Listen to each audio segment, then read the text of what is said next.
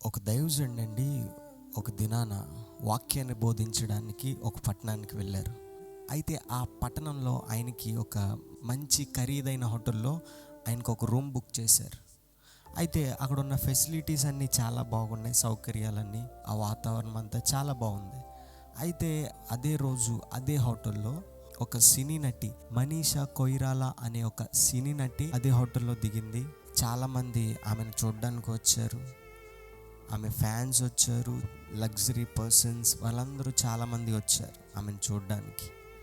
అయితే ఆ రోజు సాయంత్రం హోటల్లో ఉన్న రెస్టారెంట్లో త్రాగడం మొదలుపెట్టింది. అయితే అదే సమయంలో ఆ సాయంత్రం ఆ దైవజనుడు కూడా భోజనం చేసే సమయంలో ఆ దైవజనుడి ఎదురుగా ఉన్న టేబుల్ మీద ఆ మనీషా కొయిరాలా త్రాగుతోంది. అయితే ఈ దైవజనుడు ఎందుకు ఆమె అలా తాగుతుంది అని ఆమె వైపు చూస్తుంటే ఆమె కోసం అలా ఆలోచిస్తున్నారు. అయితే ఆ దైవజనుడు ఆమె దగ్గరకు వెళ్ళి, అమ్మ నీవెందుకు తాగుతున్నావమ్మా అని ప్రశ్నించగా, అయ్యా నేను ఇది తాగకపోతే ఈరోజు నాకు చాలా బాధలు ఉన్నాయి. నేను పైకి నటిస్తున్నాను కానీ, నేను పైకి సంతోషంగా ఉన్నానని అందరూ అనుకుంటున్నారు కానీ నా జీవితం అది కాదయ్యా. నేను పైకి ఎలా నటిస్తున్నానో ఆ నటన నా జీవితంలో లేదు.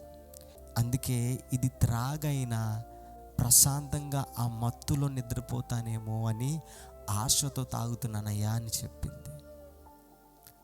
ఆమె నిద్రలేని రాత్రులు ఎన్నో గడిపిందని ఆ దైవజనుడు చెప్పగా ఆ దైవజనుడు చాలా బాధపడుచు అక్కడే ఆమెకి కొన్ని మాటలు, దేవుని మాటలు చెప్పి అక్కడి నుంచి వెళ్ళిపోయారు.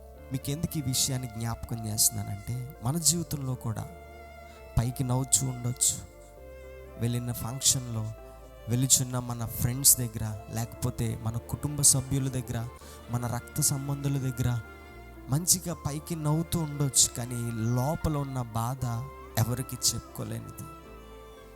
ప్రశాంతంగా నిద్రించిన రాత్రులు ఎన్ని మన జీవితాల్లో ఉన్నాయి. అందుకే పౌలు భక్తుడు అంటారు కదండి, ప్రయాసపడిన వారి వలన కాదు కానీ కనికరించు దేవుని వలనే పొందుకుంటామంట. మనం ఎంత ప్రయాసపడినా, ఎంత డబ్బు సమకూర్చుకున్నా దేవుని మీద ఆధారపడాలంట. రాత్రులు మన బెడ్ మీద మనం ఉన్నప్పుడు ఏమని ప్రార్థన చేసుకోవాలో తెలుసా? ఎన్ని కష్టాలు వచ్చినా నాకేమి, నా దేవుడున్నాడు, నాకేమి, నా రక్షకుడున్నాడు, నన్ను పోషించేవాడున్నాడు. ఏ పోరాటంలో నీవున్నా నా దేవుడు నా పోరాటంలో నాకు విజయాన్ని ఇస్తాడు అని ఎంతమంది విశ్వాసంతో ఉంటున్నారండి ఈ రోజుల్లో. దేవుడిని విశ్వాసాన్ని చూసి ఏదైనా నీకు ఇవ్వడానికి సిద్ధముగా ఉన్నాడు. హల్లెలూయా. మన దేవుడు మన విశ్వాసాన్ని చూసే దేవుడండి. మన విశ్వాసాన్ని చూసి అధికమైన మేలులు మన జీవితాల్లో జరిగిస్తాడు. అన్నీ ఉన్న సమయంలో నీ విశ్వాసం ఎలా ఉంది? ఏమీ లేని సమయంలో నీ విశ్వాసం ఎలా ఉంది? దేవుడు ప్రతిదీ గమనిస్తున్నాడు. యోబు తన విశ్వాసాన్ని కోల్పోలేదు. సమస్తాన్ని కోల్పోయాడు కానీ తనలో ఉన్న విశ్వాసాన్ని ఎవరు తీయలేకపోయారు. ఎన్ని కష్టాలు వచ్చినా అదే విశ్వాసాన్ని చేతపట్టుకున్నాడు.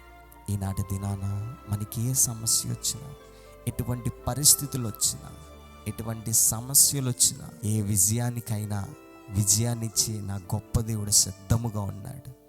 అదే విశ్వాసంతో ముందుకు సాగిపో. ఒక సినీ నటి ఆమె ఎంత ఆనందంగా ఉందో అనుకుని భ్రమపడుచున్నారు చాలామంది. కానీ ఆమె చెప్పిన సాక్ష్యాన్ని విని ఎంతమందికో, అరే అలాంటి వారికి కూడా, డబ్బున్న వారికి కూడా, మంచి పేరున్న వారికి కూడా, మంచి అందం ఉన్న వారికి కూడా ఎలాంటి కష్టాలు వస్తాయా? నీ దేవుడు ఎలాంటి వాడో తెలుసా? దేవుని వాక్యాలు సెలవిస్తున్నాయి, తన ప్రియులు నిద్రించుచుండగా ఆయన వారికిచ్చుచున్నాడు. నీవు విశ్వాసముతో నిద్రించుచుండగా దేవుడు ఇస్తాడనే విశ్వాసముతో, కష్ట సమయంలో దేవుడు నాకు తోడుగా ఉంటాడనే విశ్వాసముతో, దేవుడు నాకు ఇది సమకూర్చుతాడు అనే విశ్వాసముతో దేవుడు నా భర్తను మారుస్తాడు అనే విశ్వాసముతో, దేవుడు నా కుటుంబాన్ని కడతాడు అనే విశ్వాసముతో, నా కుటుంబ పరిస్థితి ఏనాటికి ఇలాగుండదు, అభివృద్ధిలోనికి దేవుడు నా కుటుంబాన్ని తీసుకువస్తాడు అనే విశ్వాసముతో నీవు ఉన్నట్లయితే, అదే విశ్వాసముతో నీవు నిద్రించినట్లయితే, నా దేవుడు అంటున్నాడు కదా, తన ప్రియులు నిద్రించుచుండగా ఆయన వారికి ఇచ్చుచున్నాడు. హల్లెలూయా! ఎంత గొప్ప మాట అండి.